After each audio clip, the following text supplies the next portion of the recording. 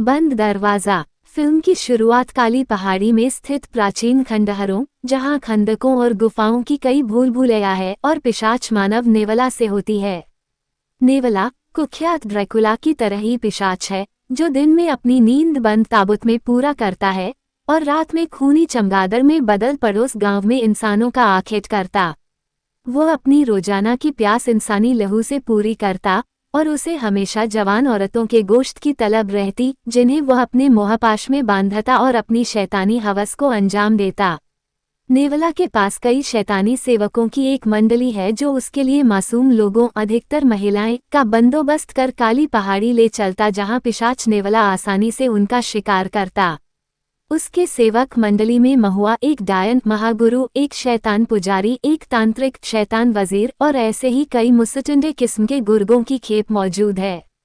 महुआ नौकरानी के रूप में बड़े ही न्यायपरायण समझे जाने वाले ठाकुर प्रताप के यहाँ घर पर काम करती। एक शाम ठाकुर उसे बाकू के साथ बातें करते देख लेता है। ये जानते हुए कि बाकू उसी काली पहाड़ी के शैतानों का बाशिंदा है, ठाकुर फौरन महुआ को धमकी देता है कि यदि वह दोबारा उस गिरोह से मिली तो उसे बर्खास्त कर देगा। बावजूद महुआ पहले की भांति ही नेवला के खुफिया आदेशों का पालन करती है। वहीं ठाकुर प्रताप बेहद धन संपदा और सुखमय जीवन के बावजूद अपनी पत्नी लाजो की कोई संतान नहीं होने पर उदास रहते। स्थानीय मंदिर के पुजारी उसे आश्वस्त तो करते, मगर वह भीतरी तौर बहुत क्षुब्ध महसूस करती जब ठाकुर की मौसी उनके घर आती और हिदायत देती तथा वंश की जरूरत का हवाला देकर दोबारा ब्याह रचाने को कहती। वहीं महुआ वचन दिलाती है कि लाजो को संतान प्राप्ति होगी यदि वह उसके संग काली पहाड़ी चले तो, जहां नेवला उसकी मुराद पूरी कर सकता है। पर कभी ऐसी परिस्थिति बनी कि यदि उसे बेटा हुआ तो वो उसे ले जा सकती है, और अगर उसने बेटी को जन्मा तो वह नेवला की अमानत होगी और उसे वह सौंपना ही पड़ेगा।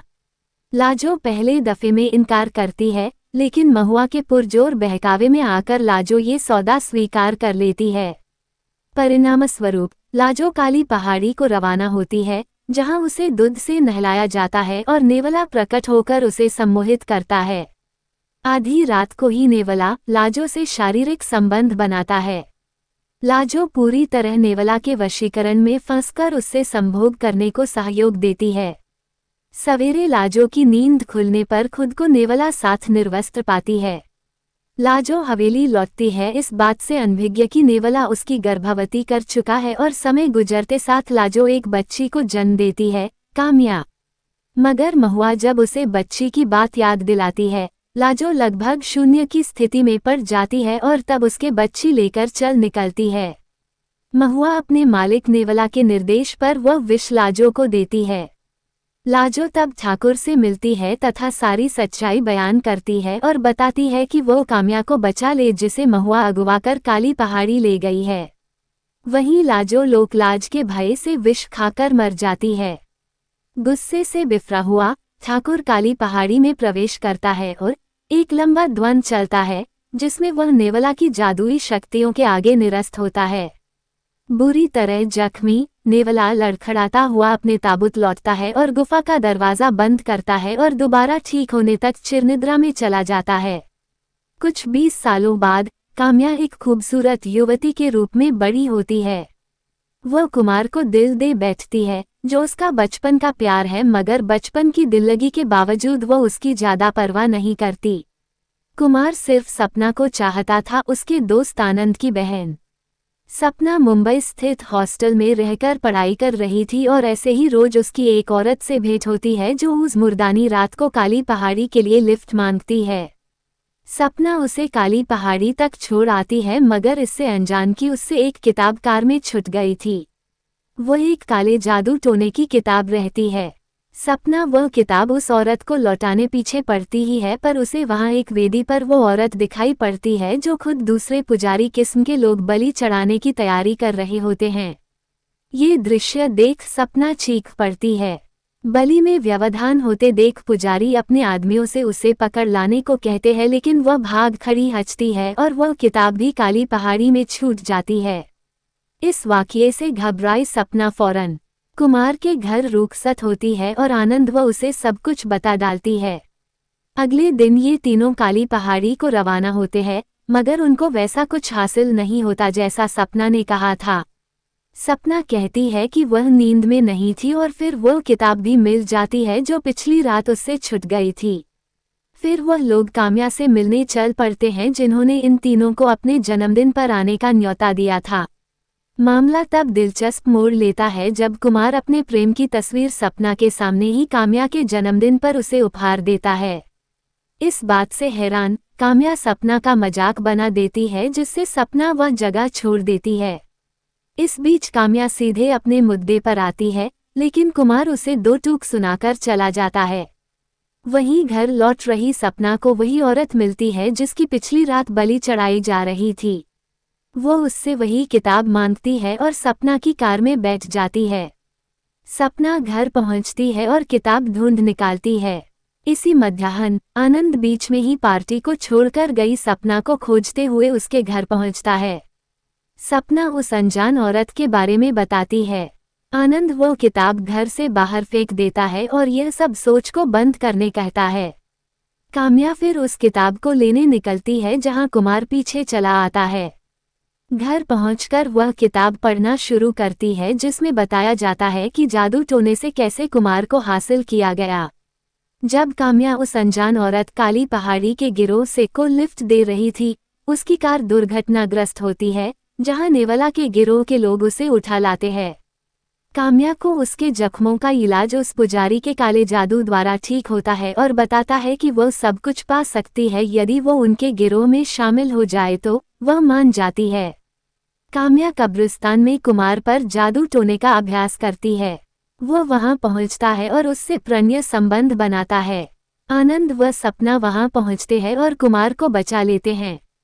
आनंद को उस कब्रिस्तान में कुमार की तस्वीरें मिलती है और उसे यकीन पड़ जाता है ये सारी कारगुजारी काम्या की है जब उसने काम्या को पहले भी काली पहाड़ी के अनजान बाशिंदों से मिलते देखा था। एक रोज काम्या को काली पहाड़ी पर रात में होने वाले अनुष्ठान पर बुलाया जाता है, पर दरअसल ये काम्या को फांस कर नेवला तक ले जाने का जाल था जो बरसों की नींद से जागा था। वह काम्या को अधीन करने के लिए अपने दंश गढ़ाता है और उसके साथ हमबिस्तरी करता है। अब वह इस बंद दरवाजे के पीछे हमेशा के लिए कैद होती है और नेवला की गुलाम बनती है। कुमार, आनंद और सपना सभी लोग काम्या को बचाने काली पहाड़ी की ओर कूच करते हैं। आखिरकार वे उसे खोज लेते हैं। वह बमुश्किल से होश में रहती है। वो कब्रों के तहखाने में रखे शीशे के ताबूत में रहती है।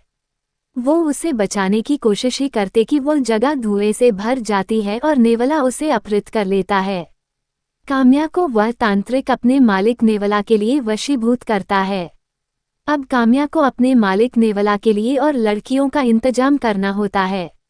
वह भानु आनंद की पत्नी को अपने झांसे में फांसकर काली पहाड़ी ले चलती है, लेकिन कुमार, आनंद और उसके साथी तब तक भानु को नेवला के हवस का शिकार बनने से रोक लेते हैं।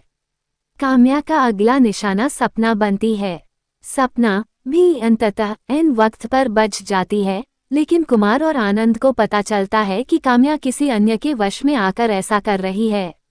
वे ये सारी खबर ठाकुर को बताते हैं और तय करते हैं कि वे एक साथ मिलकर शैतान नेवला का खात्मा करेंगे।